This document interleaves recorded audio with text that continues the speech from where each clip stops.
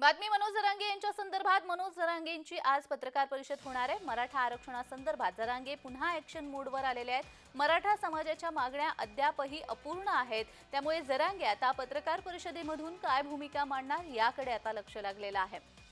मनोज जरांगे हे पुन्हा सक्रिय होत असताना आपल्याला पाहायला मिळतात। मराठा समाजाच्या मागण्या अद्यापही अपूर्ण आहेत, त्यामुळे आज पत्रकार परिषद घेऊन मनोज जरांगे काय भूमिका मांडणार याकडेच आता सर्वांचं लक्ष लागलेलं आहे। आणि या संदर्भात अधिक माहिती देण्यासाठी आमचे प्रतिनिधी विजय चिडे आपल्यासोबत जोडले गेलेले आहेत। विजय, आज मनोज जरांगे पत्रकार परिषदेमधून आपली भूमिका मांडणार आहेत, या संदर्भातला अधिकचा तपशील। नक्कीच जर पाहिलं तर मनोज जरांगे पाटील हे मराठा समाजाला आरक्षण मिळावे, त्याचबरोबर मराठवाड्यामधील मराठवाडा गॅजेट असेल, बॉम्बे गॅजेट किंवा सातारा गॅजेट हे संपूर्ण लागू करावे। त्याचबरोबर मराठा आंदोलकावरती जे गुन्हे दाखल झाले होते ते देखील सरकारने माघारी घेण्यात यावे। त्याचबरोबर शिंदे समितीने जे कुणबीच्या नोंदी शोधण्यासाठी समिती तयार करावी, ती समिती सुद्धा सुरू ठेवण्यात यावी।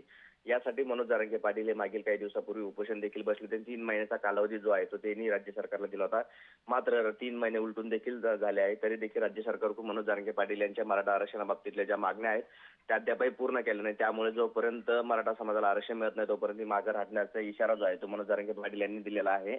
आणि आज आंतरवाली सारटी या ठिकाणी मनोज जरांगे पाटील यांनी महत्त्वाची पत्रकार परिषद बोलवली आहे।